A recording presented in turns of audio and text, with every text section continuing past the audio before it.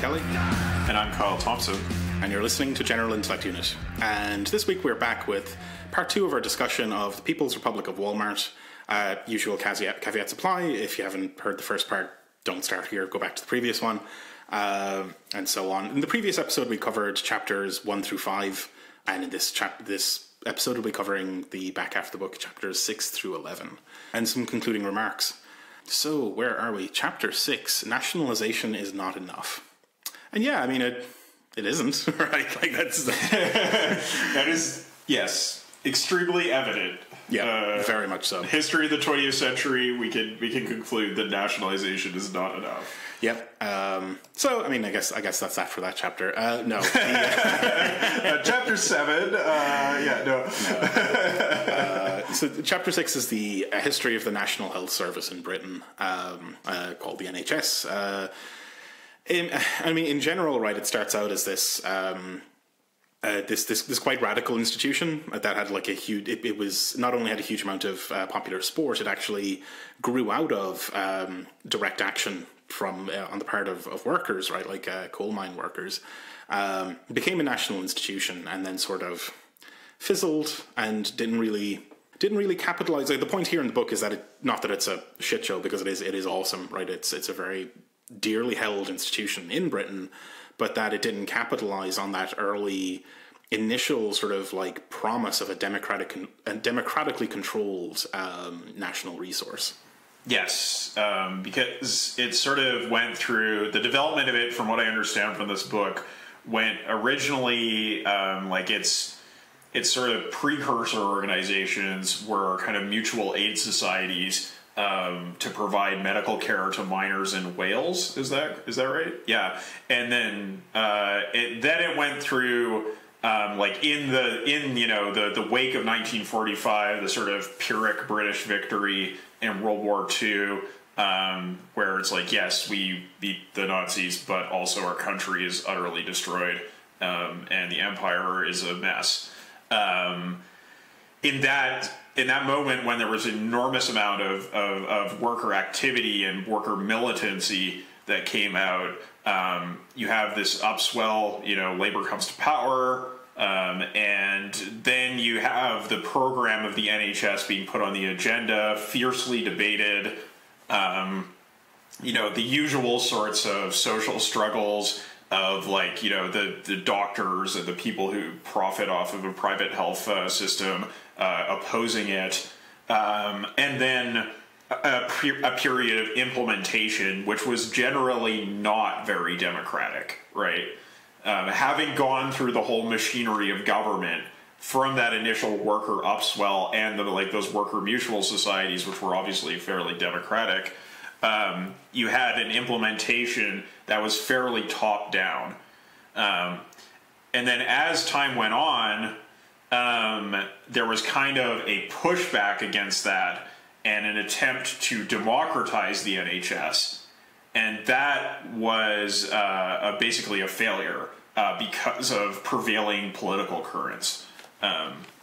Yeah, and I think it's one of the things I sort of noticed as well, going back to the kind of beginning of that, is that this notion of social healthcare, right? Like it emerges from mutual aid, right? Like from these friendly societies. It doesn't emerge from a market, right? Like it's this idea of a national health service is not something that would have naturally emerged from the market, right? Like it had to be something that was pushed for, right? It emerged out of the failure of the market, right? It was a response to the failure of the market to provide necessary medical care to workers who needed it, right? And that's as true in America today as it was then, right? Like it's the failures of the market are manifest in many. Because prior to this NHS thing, healthcare was simply not available to ordinary people. Like the only doctors that were there were in the private employ of the wealthy, right? Like you had a family doctor just living in the house or whatever, or on the sort of payroll. And like as a coal mine worker, you simply didn't have access to healthcare. So you get this like establishment of these the friendly societies, which are essentially a sort of proto form of like health insurance. Like all the miners chip in their dues and they get like these free clinics, and they can eventually have a doctor on staff for the clinic, right? And that's how that starts to emerge. But yeah, and as you said, like you know, this is pushed for as a national sort of program through Labour's victory in 1945, right? And you get it in there, but like it also has lessons for us now, where like the implementation of an institution on this scale took decades, right, to even start to get anywhere. Like it was the mid to late 60s by the time they had full hospital coverage for the country. Like until that point, it was like some places have hospitals, some just don't, you know. Yeah, and the quality of medical care was quite uneven from district to district in the way that it was implemented.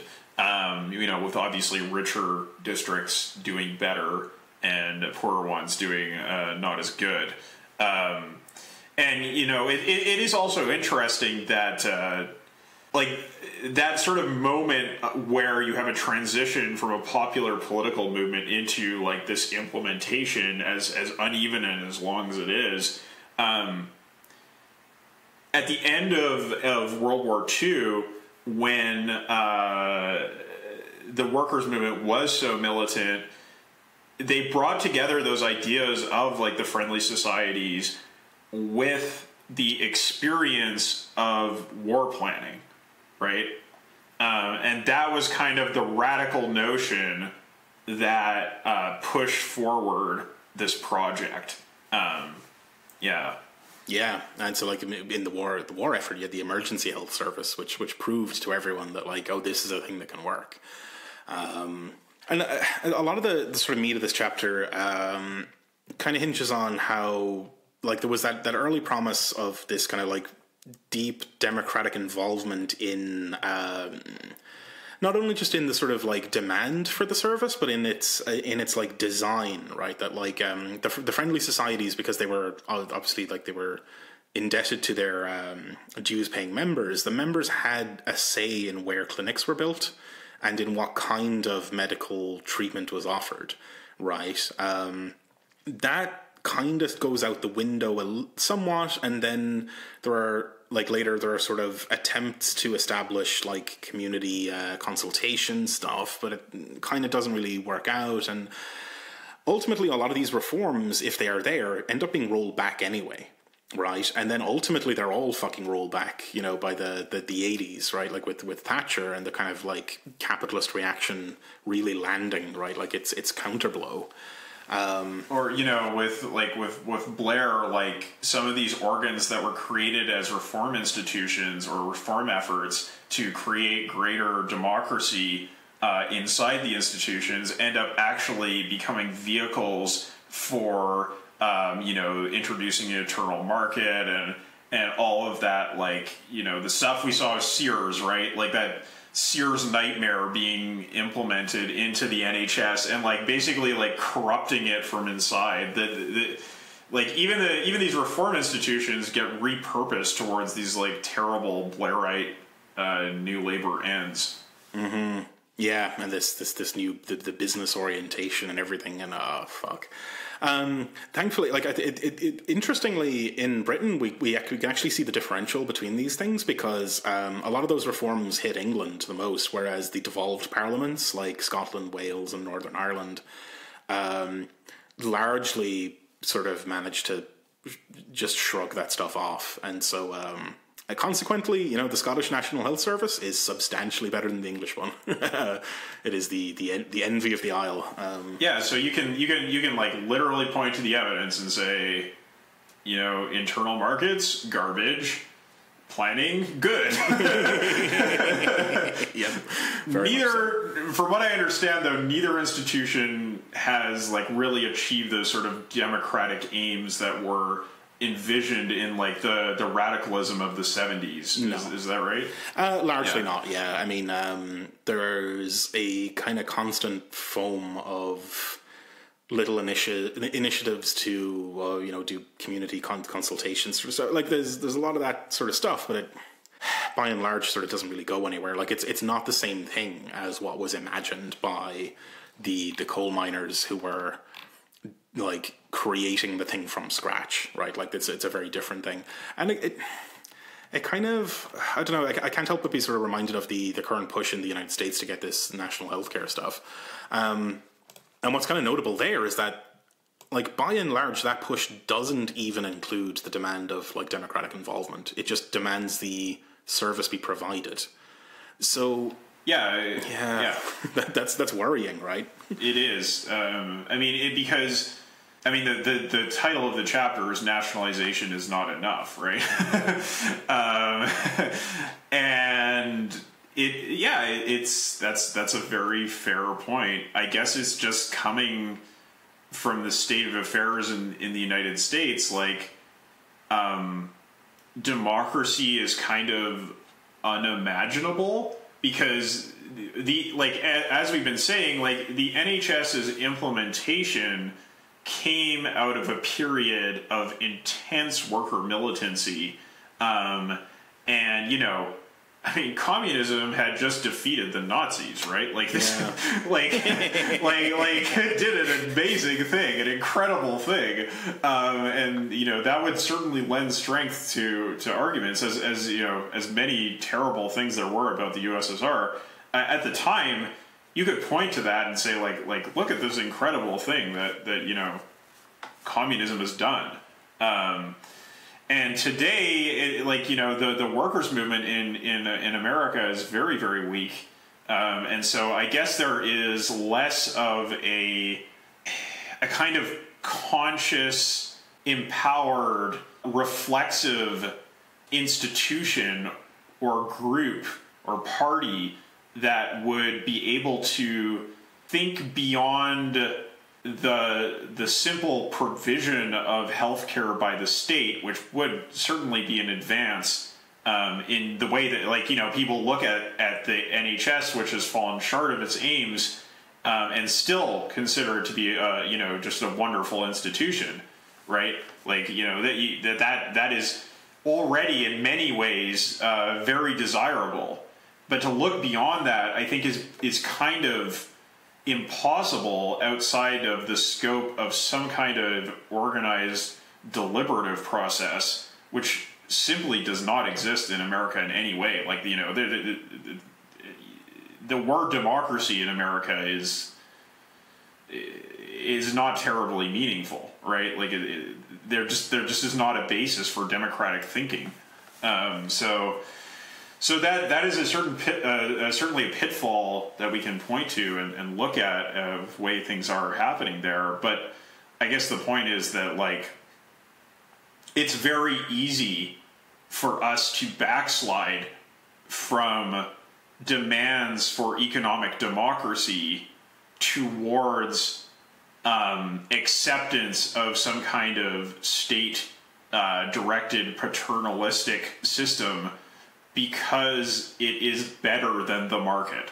Yeah, right? And that like to kind of close up on this chapter, like that sort of paternal, the welfare state, right? Like, was a major element of this in quotes post-war consensus, right? Like that was built between labor and capital, with all the fucking caveats in the world that it wasn't really a consensus, etc. But I think it's, you know, there's something to this where the forward momentum of the workers' movement in the West was halted more or less in various ways, and you know, this genuinely radical sort of new institution was established at a time and through a time period in which the workers' movement was either on the retreat or was standing still and was kind of being bought off by this by the welfare state. And yeah, if you lose momentum, you're kind of just screwed. Like, as you were saying, the implementation of a system like this takes decades. And, like, without a sort of continual revival of that political vitality in the workers' movement, it was easy for it to sort of progressively lose the plot. as its implementation went along, to the point where you get to Blairism, and it's just like, what is this nightmare we are looking at? Right, like it is so far off the mark. Yeah. Oh well. So I mean, like I think the title of the chapter bears out that nationalization is not enough, and that's a theme we'll kind of see a lot of throughout the book and throughout the last couple of chapters. That like there's a lot of things that aren't enough, right? Like there's our great communist project is composed out of so many different components that are all necessary, but none alone are sufficient. And nationalization is one of them. Yes, yeah, and it does go to show, like, certainly in that example, the dangers of advancing the socialist project through the state, right? That, like, because it's a machine of capture, right? Like it'll recapture your efforts and just fucking direct them into itself. Speaking of states, we can move on to chapter 7. Did they even plan the Soviet Union? Which the answer is mostly no. Like by and large, at least not initially. One of the big sort of ideas here is that one of the things the authors are positing is that the usual way of thinking about the Soviet Union is that planning is ineffective, right? And the pursuit of that ineffective planning creates authoritarianism. However, the idea that's being put forward here is that it's quite the reverse, that authoritarian violence and repression undermines planning. It gives you bad information and bad incentives because, if somebody's afraid you're going to shoot them, they're going to lie to you about their production numbers to stop you from shooting them. Or like an example that comes up later where it's like these kind of brutal attempts to extract more grain from peasants, right? And what happened was the peasants just stopped planting the seeds because why bother? If everything's going to be stolen from you, you might as well go into the woods and live on squirrels. Because like, fuck it, don't like it's so yeah. The repression actually creates the conditions for shitty planning. Yeah, I mean, I buy it. Like it seemed the evidence definitely seems to match. Yeah, and like. In the early section here, it's basically these next two chapters, 7 and 8, are going to be a full history of the Soviet Union all the way up to the end. And in the beginning, I mean, the argument here is that, like, firstly, that planning wasn't even a part of the plan from the start. Like, it's not really a big feature of the early thought of like these actors, and that throughout the early days and the Civil War and such, the planning emerges as this kind of improvisational free jazz kind of response to conditions of crisis and shortage.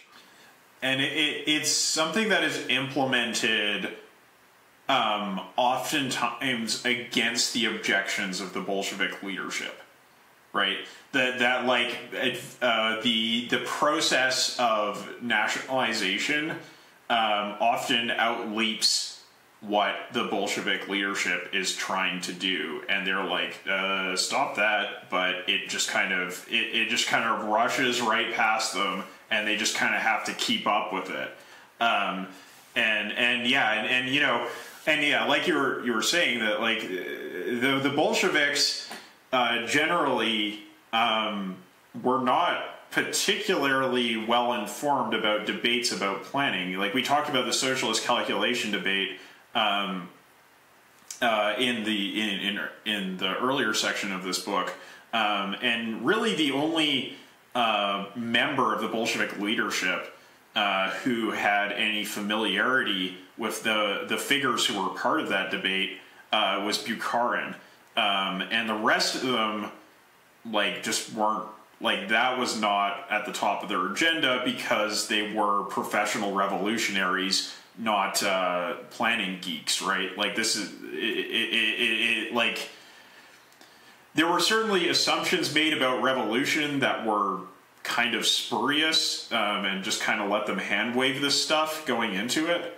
In terms of like what you actually need to do to plan, or to manage a revolutionary economy. But they just weren't really prepared in any way for this stuff. And so the idea that the Soviet Union from the get was like, okay guys, like we got this planning idea. It kind of was informed by Marx. There's all this cool stuff that happened in Germany during the First World War we can point to. Let's just do it. like, some of those ideas were sort of there in the background. Like, you know, Lenin thought that, like, some aspects of the German war economy were very impressive, or, like, point to postal services, like, you know, banks as coordinating institutions. Some of the stuff that's kind of mentioned in here, but there was just no detailed conception. And so it was, as you said, it's really making it up as they go along. Mm-hmm.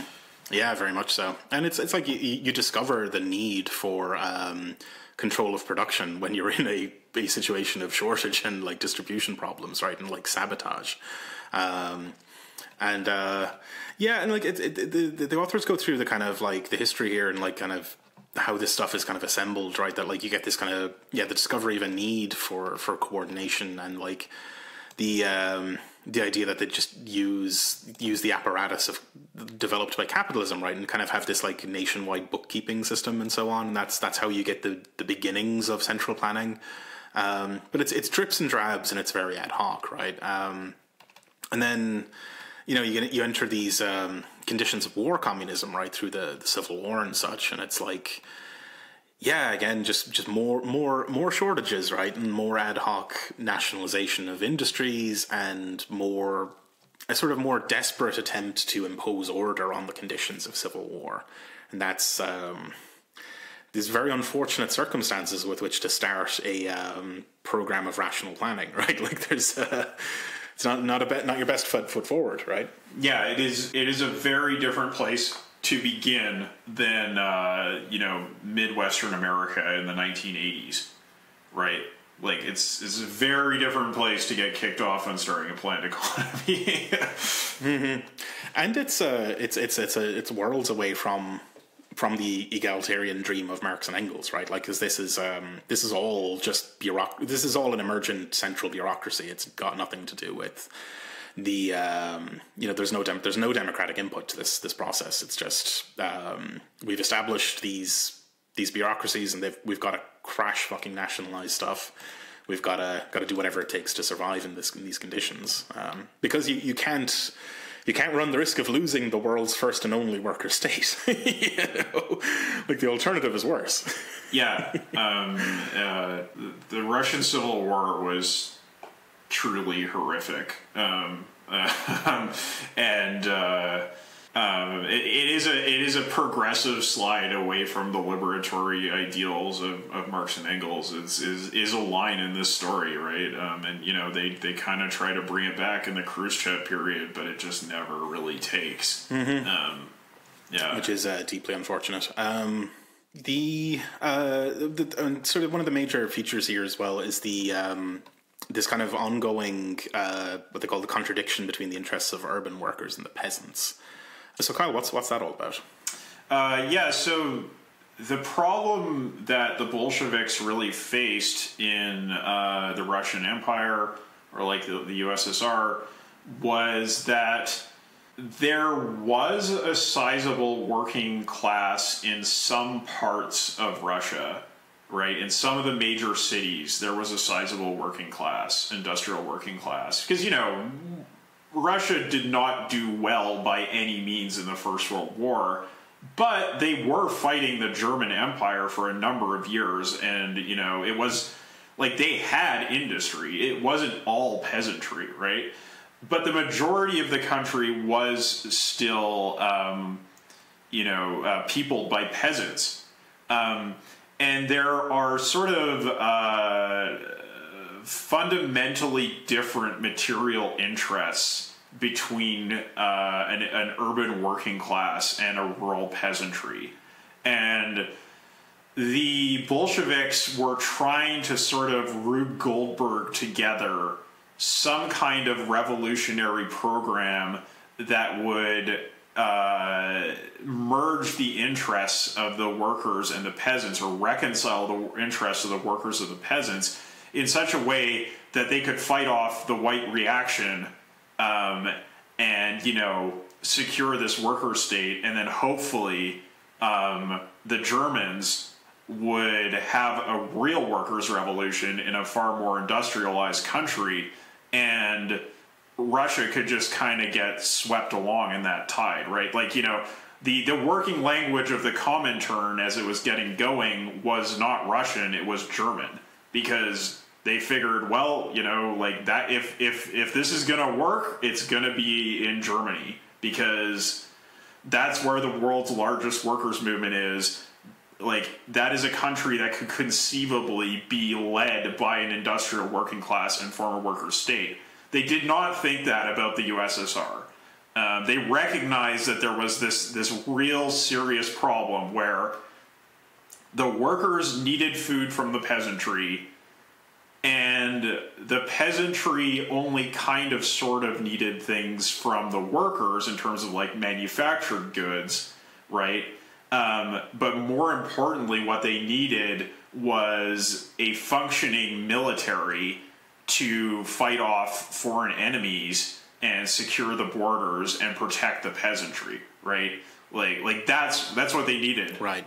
So this is your split between heavy and light industry, right? Yes, the heavy industry was mostly at this time thought of as like, being directed towards the war effort, and light industry was something that the Bolsheviks wanted to develop in order to try to reconcile the problem of the workers versus the peasants, because they figured if we do more light industry, then we'll have, sort of manufactured tools and consumer goods that the peasants might be able to buy, and then they can see some kind of mutual interest in each other, right? But the fundamental problem was that the industrial base of Russia was so limited, and that to sort of, as like, I guess Stalin put it, this like guns or butter problem, to try to like build up that light industry consumer market sort of approach would mean sapping the strength of the military effort. And this created a irreconcilable problem for the revolutionary leadership, which led to just horrific outcomes. Mm-hmm. Yeah, and so I mean, this sets up just basically it's forced extraction more or less, right? That like that would go on for a long fucking time and get worse with when Stalin comes along. It was eventually justified by this guy called Preobrazhensky as socialist primitive accumulation. So those of you who've read Marx are probably familiar with the primitive accumulation, where capitalists first get the cash together, the capital together to get capitalism off the ground. And they were kind of looking at that and they were saying, well, if we take a bunch of stuff from the peasants, just like the capitalists did to various groups of people around the world in order to get capitalism going, then we'll have our primitive accumulation and we can kind of bootstrap socialism into existence. But that's all putting a very sanitized gloss on a really horrible reality. Yep, pretty fucking grim stuff. But that's the sort of the gloss of it, right? Is that you have this like I mean it's not even so much planning as just brute extraction, which then accelerates with like in the Stalin years with the kind of the establishment of like the 5-year plans for Gosplan and such. And it's only then that you start to get this like famed command economy really emerging, but it emerges from this stochastic improvisational kind of process. The correction in the middle is the attempt to introduce like the new economic program, the NEP, right? And this was the attempt to go in that light industry consumer goods approach, and just basically the horizon for communism was very distant in that point of view, right? That like it was just like, well, we're gonna very slowly like workerize this economy so that the workers' class interest will be able to prevail. And then we can kind of think about moving towards something more like what Marx and Engels were thinking about. But that point of view, which is often associated with like Bukharin, did not prevail. And Stalin's point of view of like, let's just steal a bunch of stuff from the peasants and get heavy industry off the ground, was the one that did prevail. Yeah, a mustache stamping on a human face forever. Yeah. Yeah, and like, it's bad shit, right? Like, it's really fucking bad stuff. But yeah, and like, so this is where we get to the kind of the assertion for the chapter, right? That like this repression and the sort of the violence creates these really bad conditions, right? So like, I mean, earlier, prior to Stalin, you had the whole thing of like, I mean, the peasants would just sabotage the process by just not bothering to plant the seeds because it's all going to get fucking stolen anyway, which makes the famines worse, you know. Which is just, ooh, fuck, like this is extremely grim stuff, like, and then with in the Stalin years, you get like repression along the lines of like, because he purges all the sort of other think people and all the kind of clever folks and leaves behind these kind of dullards who are loyal, right? Like, and like, you know, you've got these 5-year plans to do, which means you got to draw up your estimates and you got to do all this sort of stuff. But like an insufficiently optimistic estimate will get you to the gulag, right?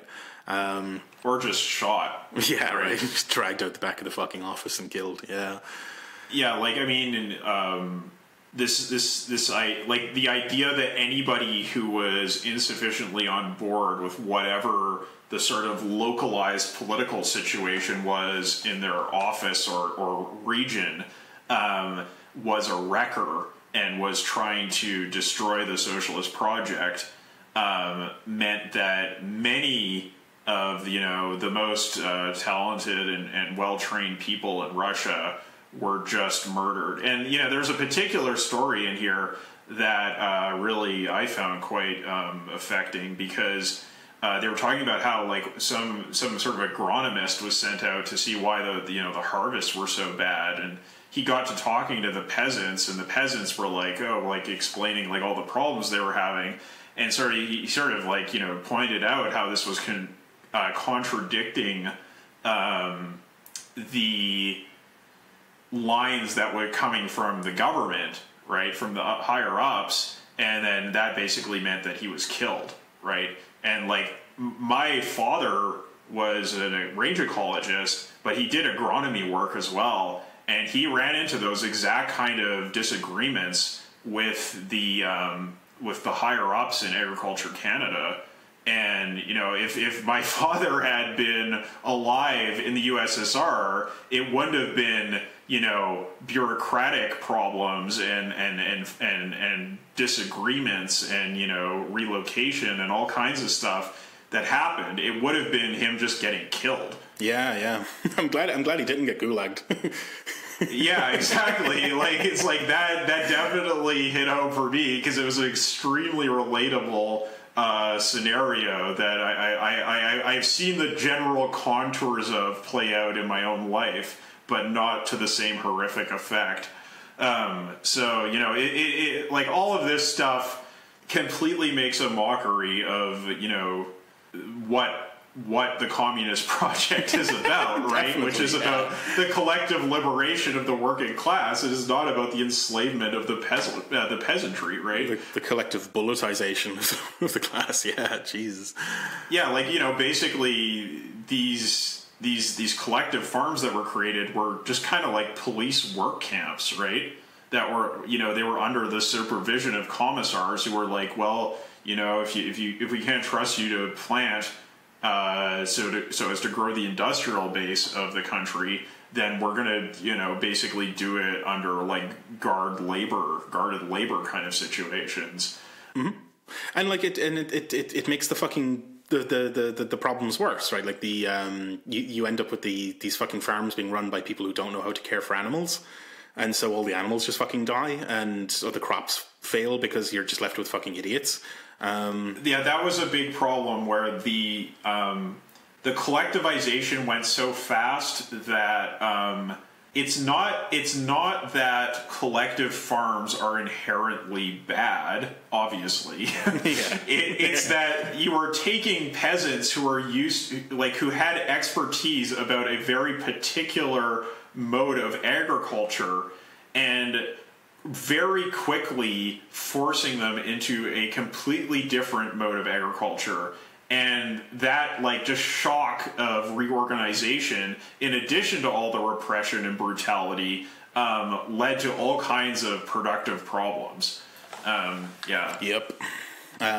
So yeah, I mean, it's the way I put it down in the notes here is that, like, the requisite variety for the planning just fucking collapses, and, like, good planning becomes impossible. I mean, it does need to be said here that the grand result of this horrific process was that the Soviet state was able to build an industrial base large enough to stop the Nazis, right? Like, so as a micro level planning effort, it had many catastrophic problems and failures.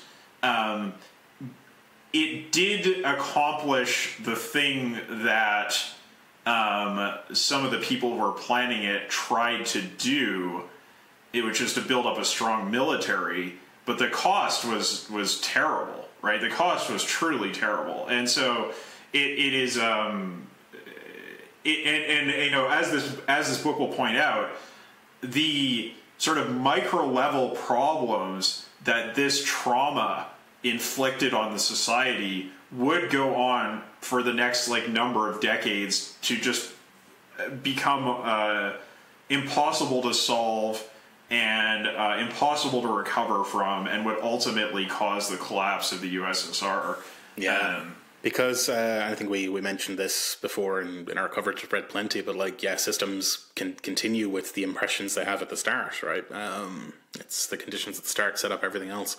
This does segue us into Chapter 8, Hardly Automated Space Communism, in which they open with the question of, like, well, if all this was such a fucking shit show, how did the USSR end up as one of the world's superpowers and end up putting people in space and all this kind of stuff?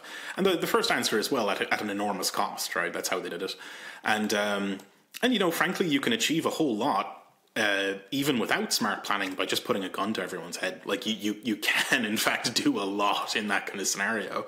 Yeah, so, I mean, it's not like those are sort of incompatible. It's just horrific and effective. Yeah, those two aren't those aren't mutually exclusive, right? Horror and effectiveness are not mutually exclusive.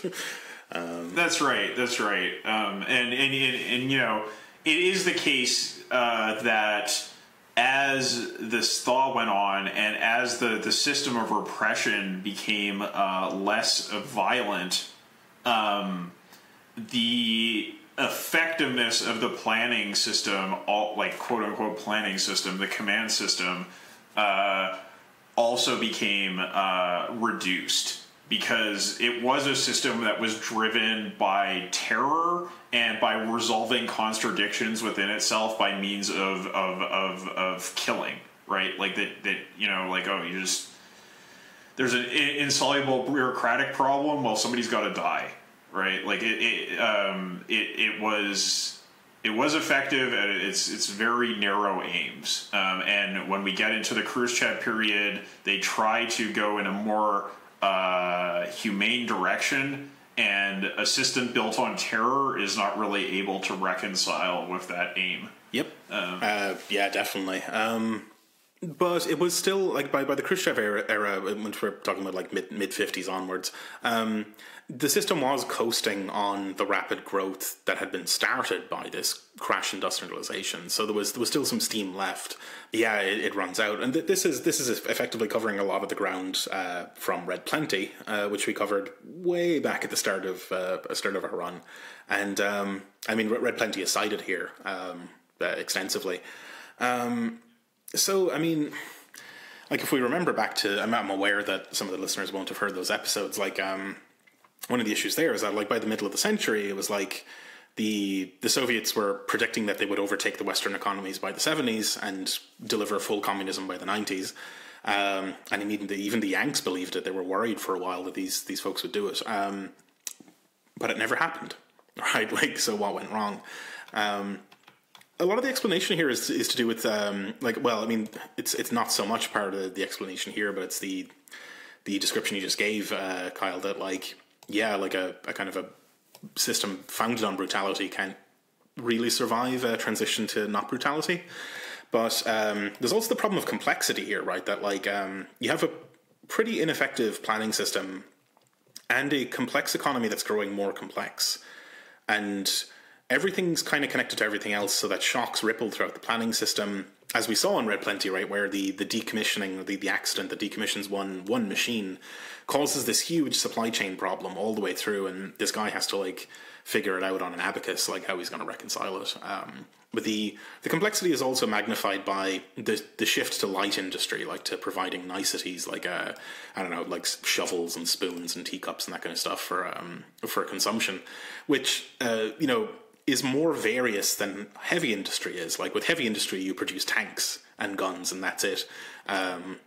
With light industry, there's a lot more stuff going on. So you've got this kind of two-headed hydra of like complex economy plus like poor quality data, and this like inability to process any of the data that they actually had. Kind of a conundrum, right?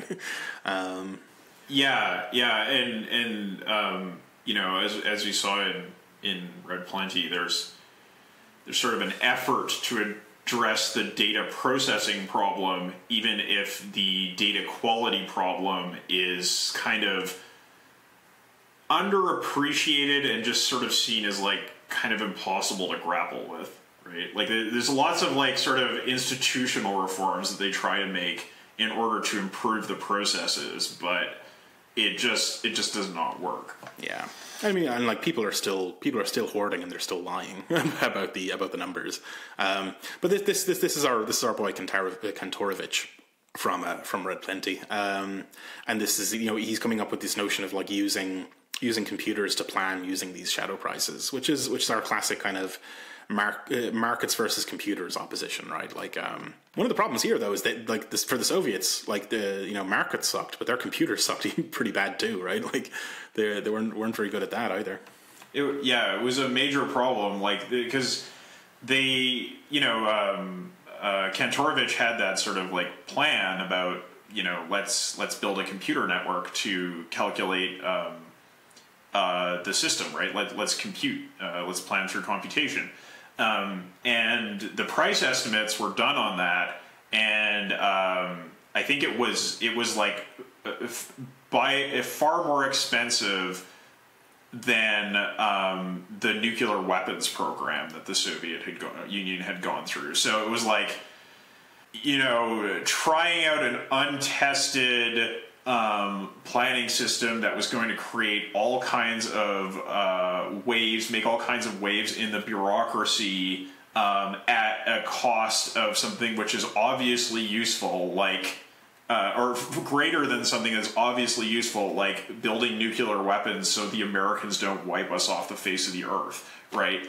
Like it just was not. It was a non-starter. Like you think about how long the history of computer development is from the 40s and 50s up to the point where we have massive compute clusters able to do the sorts of planning we find in Walmart and Amazon, and the amount of capital that was invested in that, and then just like think about how unlikely it was that the industrial base of the Soviet Union would be able to support that kind of, computer engineering effort. Mm-hmm. Yeah, totally. Yeah, so, and then kind of in the middle of the chapter here, we get this kind of digression through input-output analysis and linear programming and how it sort of all relates to this. So what's this input-output nerd stuff about? Because you've studied this kind of stuff, right? Well, the long and short of it is that like Leontiev and Kantorovich, Leontiev was living in the U.S. Kantorovich was living in the Soviet Union. They made some breakthroughs in linear algebra, the application of linear algebra, in such a way that you can come up with something called like a material balance. You can figure out what are the inputs into every, what are the inputs into and the outputs out of all of the sort of material cross sections in the economy, right? Like, I need shoelaces to make shoes, and then what do I need to make shoelaces? Like, you can kind of figure out those like logical progressions by means of this gigantic spreadsheet, basically, this gigantic matrix. And in theory, you know, once you have done the balances, you will have enough stuff to make everything you need to make in the economy, right? Like everything matches up. The stuff you need is going into the stuff that needs it. Yeah, and that's basically what input and output analysis does. It's a very sophisticated, enormous scale accounting mechanism. Mm-hmm. And like this is like actually widely deployed throughout the world now. Like this is like, and linear programming and such. This is the way that firms plan. Mm-hmm. Yes, yeah, absolutely. It is very much used today still. And like I think that there's a sort of line here about it being the algorithm that rules the world, right? Like very much like wildly successful technique. This is big stuff, right? Yeah, and like I think another key element of Kantorowicz's innovation here was that like with the shadow prices he could calculate without total information, right? That like you wouldn't need knowledge of the position and velocity of every particle inside the national borders. You would just be able to do this calculation on partial information that was actually tractable. And the other thing that Kantorowicz sort of thought, like this is a thing that Lange also thought, was that this use of shadow prices would allow you to sort of like plan out potential combinations of goods, right? Like, so you would not have, like, it would be superior to the market in the sense that the market just, like, you know, very roughly kind of lurches towards some sort of material equilibrium through the process of economic crises, but using input-output planning and using shadow prices, you would be able to look at potential alternatives without actually going through the compute process of reorganizing the entire material economy. Yeah, which is really interesting, right? Because that's the thing that's the property that's so often ascribed to market capitalism, right? That it has, in the abstract, it has this like contact with the virtual, that it is able to do speculative kind of investment before things become actual. But like you can do that in a fucking computer, right? Like that's easy to do. Just run a bunch of simulations, and you get your answers before you have to actually do anything. Yeah, there's also a sort of little detour here to mention Yugoslavia, which is and I mean we covered a lot of this in one of our episodes about, what was the book called? Markets in the Name of Socialism. Yeah, and I mean the point here is that like I guess it's a summary of that entire book, that Yugoslavia had this kind of mixed kind of economy where it was market socialism, but the problem with that was that it's socialism of a kind, but it retains competition, and the competition sows discord, both between firms and between regions. So you have all the same pathologies as capitalism, plus this like redistribution mechanism, which sows all this kind of resentment, right? So you have people in one region like very much having their sort of wealth extracted to redistribute across the rest of the socius, but they're also in competition with the people it's being redistributed to. You know what I mean? It very much breeds resentment. Yeah, it's sort of like you have the first pass of like a market outcome, and then the second pass of a material redistribution. And you know the special problem that they saw in Yugoslavia was that like, by moving towards the market mechanism, it was very much a rich get richer thing, because just like in, you know, capitalism, the more capital intensive industries are going to tend to have profit gravitate towards them. And so then they were like, oh, well, like, you know, we're just getting like the rich regions getting richer and the poor regions are getting poorer, so we're going to need to redistribute. But what ended up happening then is that like the state became this kind of hated middleman in the context of generalized market competition.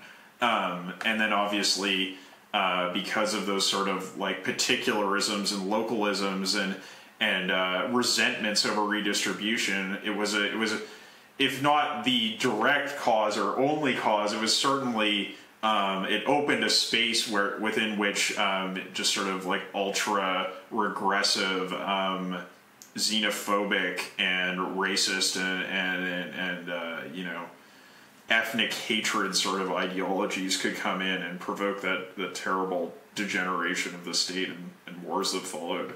Yeah, bad stuff. So yeah, market socialism, not good. They do kind of throw a bone to it here, though, as like markets could be used as a transitional technology, but I mean, with the evidence in front of us and having... This is I think one of their weakest arguments, because they say like, oh, well, look at, collectivized farming and what a clusterfuck that was. But it's like, like what are you talking about? Like where, like, I mean, if they're writing for like largely this kind of like advanced capitalist world audience, like if you're writing for somebody in Europe or America or Japan or Canada, Australia or whatever, I used to live in an agricultural town in Canada, and like there is no, like, not only is there no peasantry, like there isn't even a farming class anymore. They've all just been aggregated into giant corporate entities that are effectively already collectivized, right? There are enormous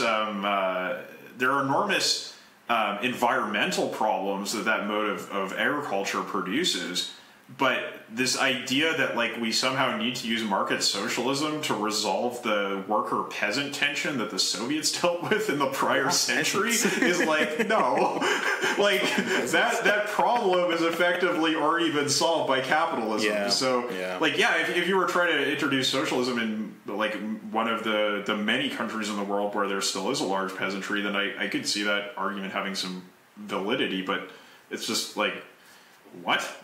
Am I going to create market socialism with Cargill? It's like Walmart already has these firms incorporated into a planned economy. Like, why would you ever introduce a market there? This just seems very contrary to the argument. But anyway, it's I understand you got to like throw a bone to your opponents. It's just part of rhetoric, but I don't think it's a strong argument. Well, I mean, especially for a kind of, I guess, a sort of a Jacobin kind of audience, I guess. Fuck it. But yeah, I don't think it's a particularly strong argument at all. So I mean, like we get back into the meat of it though with our boys Cockshott and Cottrell in the 90s. Coming up with this, right in the shadow of the defeat of the Soviet Union, they like come swinging with a big argument that actually no, this kind of planning is possible with modern computing. This was like specifically an attack directed towards the market socialists. That was the point of their project, because it was like, oh, the Soviet Union's over, what's next? Most people, as we saw in Markets in the Name of Socialism, were arguing for market socialism, and Cockshott and Cottrell were trying to put forward an alternative planned economy to these market socialist proposals that were popular at the time and ultimately complete failures. Mm-hmm. And so, like, Cockshott, these guys, their main sort of thing is that, like, obviously hypermodern computing practices, distributed planning, which would require this universal access to computing and information, just very, very like cyber communism, right? And I think one of the sort of major innovations here as well is the realization that, like, in an economy, it's not the case that everything is connected to everything else.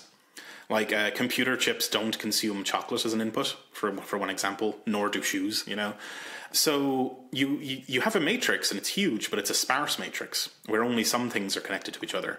That trims the variety of the problem quite a bit, right? It brings it back down into a region of being very tractable.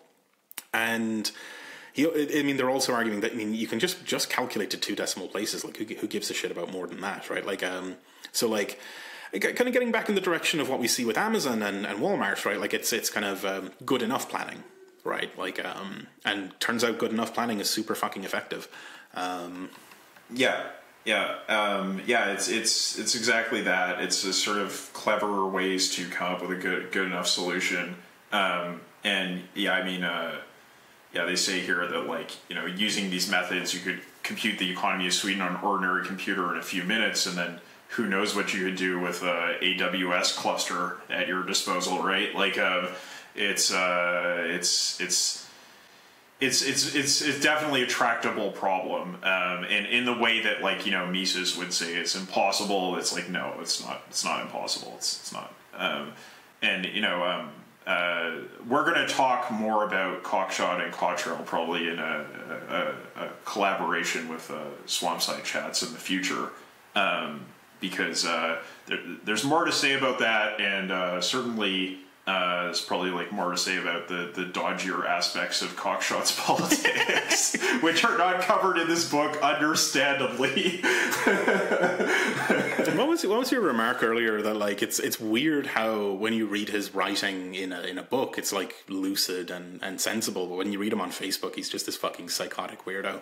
It's extreme crank on Facebook, and you read his like essays about sort of the finer points of socialist politics, or about planning, or about the history of the socialist calculation debate, and it's like you're just kind of like nodding along, like okay, and then you go read him on Facebook about like foreign policy, or about trans rights or feminism, and it's just like you're like wide-eyed, like horrified emoji all over your face, like whoa, okay. So that is a strange coincidence of analysis in one individual, but we're gonna talk about that more in the future. Yeah, totally. Moving on to Chapter 9, Allende's Socialist Internet. We got our old boy Beer. He's back in the house. Stafford Beer and Cybersyn, which I'm aware that we've alluded to quite a few times on the show, and I don't think we've ever really explained. So we might have to do an episode on that at some point. We covered it with the cybernetic brain, but we'll have to maybe talk about, I don't know if there's even a point in talking about cybernetic revolutionaries in this book, because we've done talked this issue over so many times, but like maybe there's something newer we could point to that would just be like a little briefer, because all credit to Eden Medina for writing that book. Like, it's been tremendously influential. It's a very interesting book. It's just permeated the discourse at this point to the degree that, like, doing a close reading of it may not be as valuable as it was back in 2011 when I first read it and was like, holy shit, this is really interesting. Yeah, totally. It's kind of background radiation, especially for the show at this point. It's but I mean, a quick run up on the story here is that Allende is elected in Chile, and that sort of launch into this sort of messy process of nationalizing industry, and it's all very hard to manage. So one of the government folks, Fernando Flores, contacts Stafford Beer, offering to have him come over and implement his management cybernetics at a national scale. So for anyone who hasn't been kind of caught up on our stuff, right, I would recommend checking out the episodes on the cybernetic brain and the episode on Beer's book called Designing Freedom. They'll get you all the way caught up on Beer's thought. But the general stuff here is that this is a non-Taylorist sort of way of managing complex adaptive systems, including economies.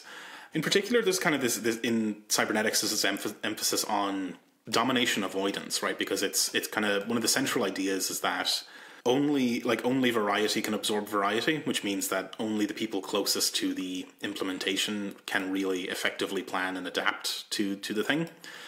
So ultimately, a system should organize itself, right? So this is a science of management that emphasizes self-organization, but not in a kind of, hippie kind of woo, kind of like, we should all self-organize, man, kind of way. It's like, no, this is I can prove on paper that self-organization is essential to effective adaptive systems. Right. And this is a strong basis for the kinds of arguments that the authors are making in this book about democratic planning producing good information. Like the theory behind Beer cybernetics and other related sorts of cybernetics that we saw in the cybernetic brain does support their thesis. Very much so.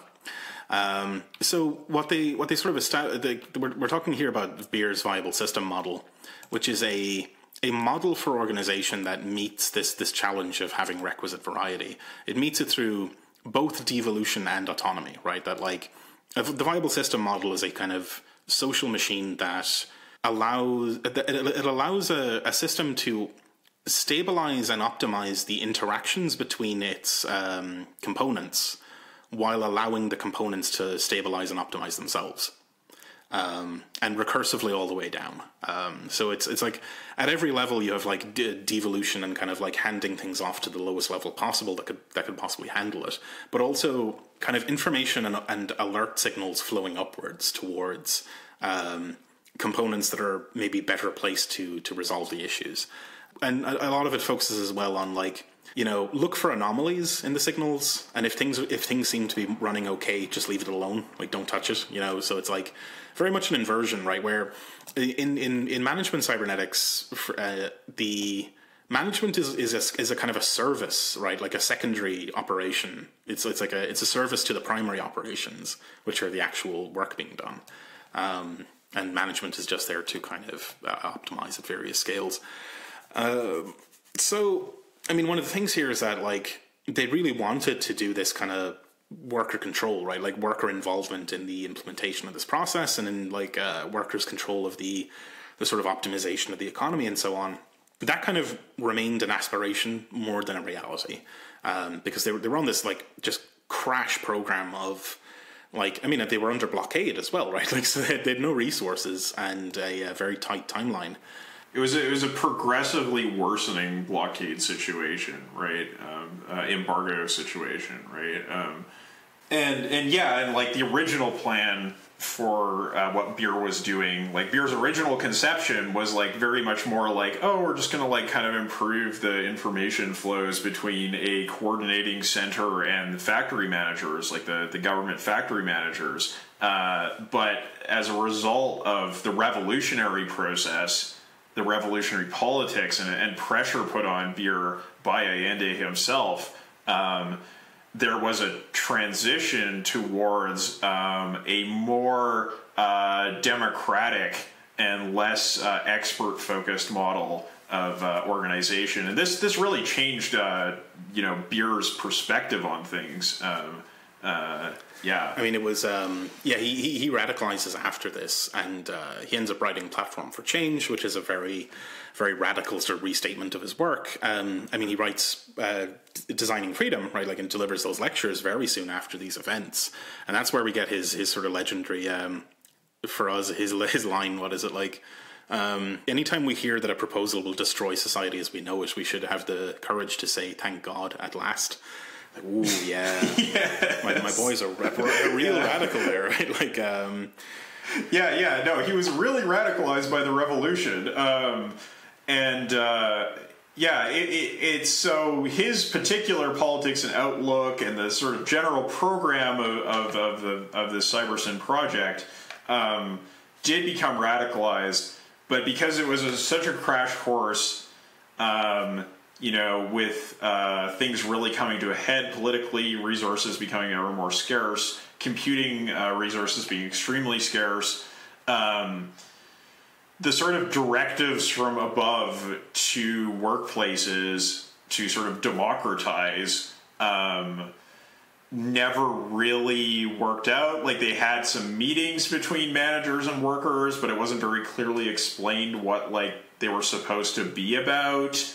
And it wasn't like the workers were really engaging in the nitty-gritty of organizing and managing their workplace. It mostly remained the division of labor between managers and technicians on one hand and sort of like, rank and file workers on the other it was not overcome here. Mm-hmm. Which is unfortunate, right? Because this is, of all the examples in the book, this is the one that isn't a sort of a mess of tyrannical bullshit and does gesture towards a much better world. And I mean, that's stuff we've covered on the show, right? That, like, CyberSyn and Beer's notions of organizing do gesture very clearly towards a much better world. But ultimately, I mean, it ends with a coup, right? Like, they get Pinochet. So we never get to find out. Like, from Medina's book, like right up until the last moment, they were like one of the last sort of things they were doing was like putting together like VHS tapes for like training to distribute to the factories to like train the workers in how to self-organize, like, and how to implement the viable system model on their own. So like right up until that last moment, they were desperately struggling both to keep the show going and to actually improve on it for the better in terms of workers' self-management. Yeah, it was a very sincere effort. Very, but we don't get to see the end of that story. So I mean, this is an interesting point, right? Because when people say like, oh, like tech workers or people, in sort of management positions can't sincerely attempt to work towards democratizing their workplaces. Well, this is kind of both an argument against that and an argument for that, right? Is that, Beer and his team, or like Flores and his team, like they were very sincerely making an effort at democratization. It wasn't just lip service, right? So like they were obviously in a managerial position and they worked very hard at this. They really were trying to overcome that division of labor. But at the same time, many of the sort of factory managers and stuff were much less serious about it and were dragging their heels. So it's really a mixed bag, right? And also, there's a third layer to it where the workers didn't, even in a relatively advanced economy with a decent education system, they also just didn't really have the experience to take, when a slip of paper comes under the door that says, hey, you should self-organize, they're just going to go, what the fuck? What does that mean, Yeah, it's worrying because our means of production, like the material forces that we have today, are so much more sophisticated than in the 70s. But as we saw in Graeber, a lot of the technological investment we have seen since that time has been to disempower workers and to improve surveillance and top-down management. And so, the technical code has shifted strongly in that direction, and that has not really, there has been some room, sort of the invention of the personal computer and that sort of thing. There has been some room for workers to become more familiarized with various technologies you might use in management, but there has also been a lot of disempowerment that has happened. So, I feel like we have a lot of work ahead of us in terms of developing meaningful self-management capacities amongst ourselves. Yep, and that's very much a part of our program here on the show, right? Trying to research this stuff. But yeah, we have these tantalizing glimpses of a possible alternative, but there's a huge amount of road ahead of us to actually get there. Chapter 10, Planning the Good Anthropocene, is a pretty light chapter. Actually, the last two chapters I think are pretty light. One of the major points of this chapter is that the market isn't going to get us to a point where we can deal with climate change. That sort of incremental nudging and just sort of stochastic drunk walk through the economy isn't going to do it. And secondly, that I think this is a really crucial point, that meeting the challenges of the breakdown of the biosphere is on the same level as the challenges of planning the economy, and that those two things actually suggest each other, right? One of them suggests the other, that in order to meet the challenges of the biosphere breaking down and just fucking collapsing, the answer is you need a planned economy. And what the neoliberals try to do in that regard is plan by means of market engineering, sort of the kind of thing we saw back in the Markets in the Name of Socialism book, right? That kind of got that its origins in that sort of milieu, and it's very much apparent. We have a lot of evidence from this book to say we don't need to do that kind of market engineering. We should just use the planning technologies we have to directly deal with these very serious issues. And, there is a certain level at which that does oversimplify matters in the sense that, like, you know, as we saw in our discussion with, or in our discussion about climate change policy. Or sorry, yeah, that's what it was. It was geoengineering. Our discussion with Tina about geoengineering. Yeah. It's possible to do this in like just like way too much of a top-down way that is ignorant of local context, right? Just saying like, oh, we'll just take Amazon and apply it to this problem is not going to get us there. But neither is engineering a bunch of like little cute market mechanisms that are supposed to like somehow trick people into ignoring their material interests and just kind of like obliquely achieve these gigantic social engineering priorities that we need to undertake at this time as fast as possible. Yep, totally. And so, yeah, we need the world-spanning planned economy, a world socialist republic. We need coordination at scale, you know, kind of touching back on one of our previous episodes about organization at scale. Like, it has to be at scale, not just kind of local is beautiful, kind of single jurisdiction stuff. We need a world-spanning implementation of fucking CyberSyn, basically. Yeah. Yeah, totally. That is an enormous ask, but I mean, as they point out in this book, we already have world-spanning planned economies. Like, those already exist now. This is not pie in the sky. This is something that actually exists today. It's just not doing what we need it to do. Which is the basically the conclusion of the book, right? In chapter 11, the conclusion: planning works. It very much does, right? But it does it for the benefit of capital. This planning apparatus has the potential, the imminent potential, like it's almost there, right? To deliver a gigantically better world for all of us, but it's stuck, right? Like it needs liberating and it needs democratization. We need to like democratize the means of production, the means of planning, and there's an argument here that the left desperately needs to take this stuff seriously, right? Like all this like fucking, you know, small is beautiful. Oh, you know, don't want to get involved in big stuff. This get all of that shit out of here. Just no, gone. We have to engage with the contemporary means of production. We have to engage in science and technology.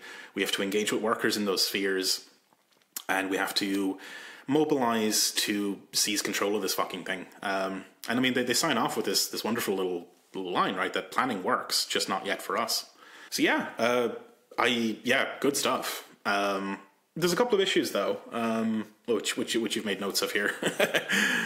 Yeah, so I mean, I certainly first want to like preface it with I really do appreciate the book a great deal. I've said a lot of nice things about it, and those are all true. But there are some sort of further like criticisms to kind of like further the discussion that I think could be made. So you know, the first point here is that there's a big analytical flaw in the book where it claims that democracy is required for good planning and uses the example of the Soviet Union to say that democracy is necessary. But it also makes a very strong claim that planning works. And can point to empirical examples like Amazon and Walmart. But those organizations are by no means whatsoever democratic. Like there's just no conceivable way, no matter what mental gymnastics you do, that you could look at Amazon and Walmart as democratic organizations, except if you made that like ridiculous argument about consumer democracy, right? Like, you know, like, oh, there's a marketplace, and then like, you know, people can decide how to spend their money, and everybody can spend money. Like, this is just a silly argument.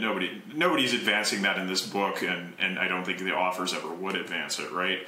So you have this big gap where there's a strong empirical argument, planning works, I have the evidence to show it, and then there is a theoretical argument saying planning requires democracy to work. And I can point to the negative example of the Soviet Union to show that it doesn't work without democracy. And there's a big gap there. So, that kind of leads me to think that the differentiating factor between the Soviet Union and Walmart could simply be the quality of surveillance technologies and the mode of the oppression of the workers.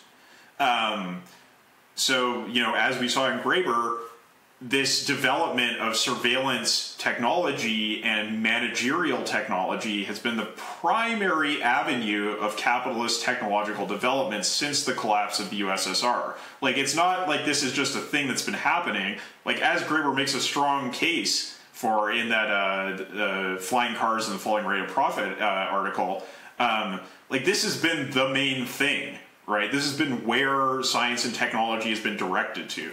So you could simply argue that, well, those efforts to develop those technologies were successful and were able to implement top-down management in a way that the Soviet Union just was not able to do because it lacked those technologies. So that's kind of a counter-argument that you could make to their main point. So, the authors of this book are like well aware of this problem, as well as the problem created by the division of labor between the technical and managerial strata. We saw that in the discussion of Cybersyn, and the rest of workers. But they largely kind of like punt on this point, in my opinion, that it's like there's sort of two different stories here, and they don't overlap that much. There's kind of just a very light overlap between the two. Yeah, definitely. Like I agree with that. Like given the evidence presented, the proof positive is that tyrannical planning works, right? That like we have the indication of the possibility of worker involvement and democratic planning working through Beer's work. But because it's incomplete, it remains just a floating signifier without a signified so far in history. And like this is unfortunate, right? Because it's this classic thing where the capitalists and the far right and stuff, they don't really need to defend their sort of interpretations of things, because they can just gesture at the world as it is and say, look at the fucking awfulness. Like, we don't have to defend this. Whereas our project here is positing something entirely alien from what we've ever known up until this point, which is harder to buy, right? Like, I just on a sort of, like, it's harder to reconcile that with the sort of like, well, look, just fucking look at Amazon. Clearly, tyranny works, right? Like, as in planning, but like we're positing something else, and it's it's definitely a flaw here in the analysis that like it remains a sort of just a sort of gap that needs to be crossed, right, rather than something that's evident.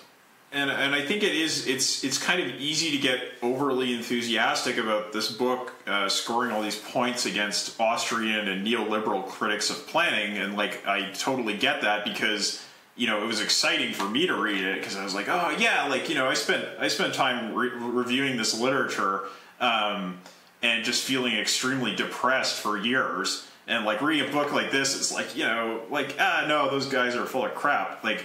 That was like, oh yeah, like okay, like we got some evidence on our side, like we could point to like real examples that disprove all of this like Misesian Hayekian nonsense.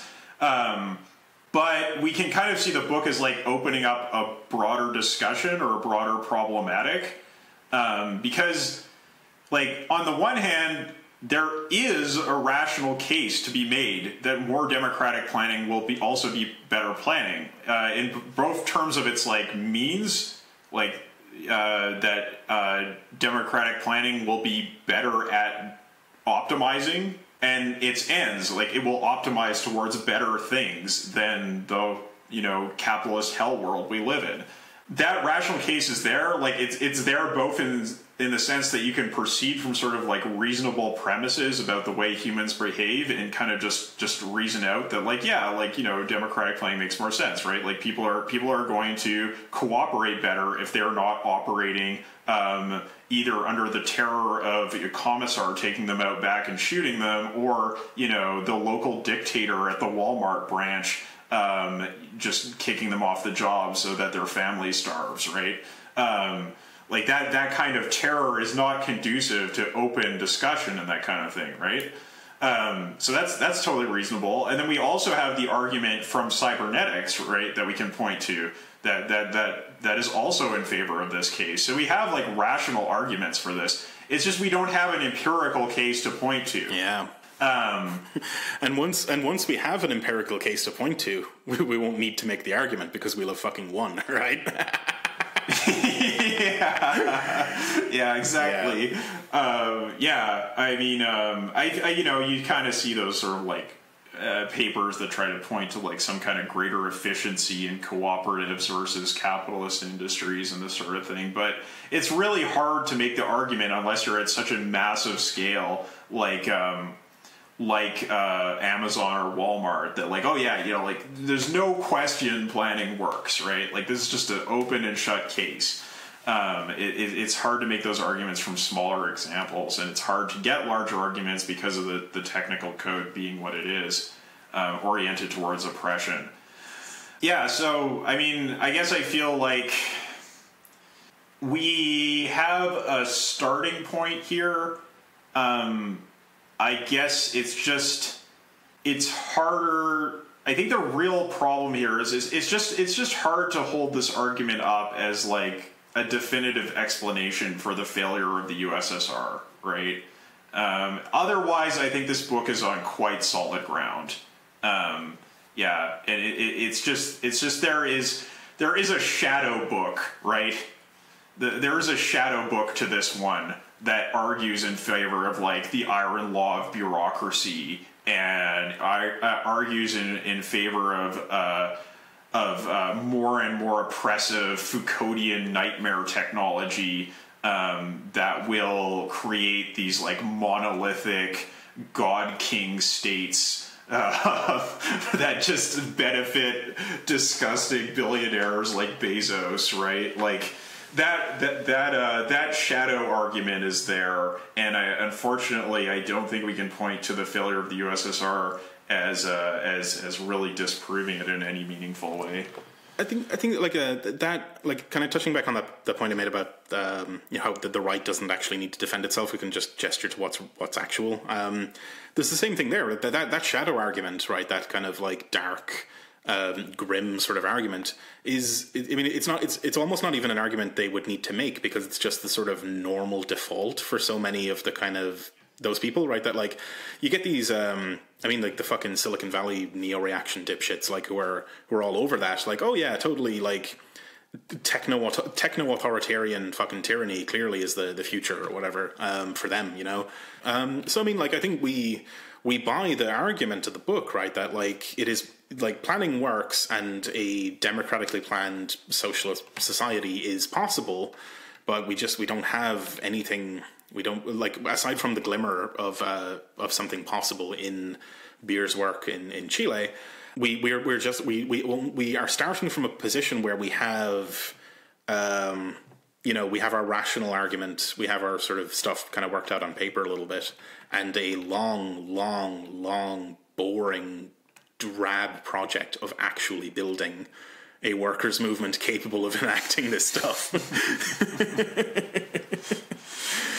Yeah, and I still come away from this book feeling like more optimistic about the prospects of socialism and communism in the future than before reading it, despite sort of its analytical problems.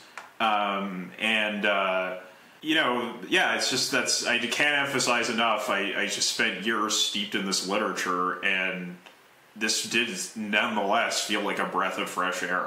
And so I really appreciate it from that perspective. And I guess I just look towards that long, difficult project and kind of ask, like, what's next for us, right? Like we've got something pretty solid here. Mm-hmm. Yeah, totally. Fabulous stuff. What is next, indeed? Thanks, listeners, for coming along with us on this adventure, and thanks for supporting the show as well. You can find us on the internet at Twitter, as GI Unit Pod. We're on Facebook as General Intellect Unit. And we're on all the podcast apps, so if you haven't done so already, subscribe, all that kind of crap. But best ways to help us out are to share the show with your friends, anyone you think would be interested in this kind of discourse, and to go to patreon.com/General Intellect Unit and maybe throw us a couple of bucks a month, because that would be kind of nice. What's coming next? I think we're going to be reading some beer again soon. We're going to be looking at the viable system model in more detail. I think that's what we've got planned next. So, as we said, we've got this long road ahead of us, and we're going to take a couple of steps forward with some cybernetics again. Yeah. I feel like it's trying to sort of mediate between that just sort of like abstract, like democracy is good, right? Sort of argument and something a little more practical. And so, yeah, it's worth digging into that a little bit more for sure. Yeah, totally. And one more thing is that you should probably check out, if you go to emancipation.network, you can check out some of our sister shows on there, Swampside Chats and From Alpha to Omega. They're really great folks. And if you like this kind of style of like kind of pretty analytical, like going through stuff step by step and really tearing it apart, you'll like those shows too. Yeah, definitely. Yeah, I think that's everything. Thanks again for listening, and we'll catch you again in a couple of weeks. Bye-bye. Bye.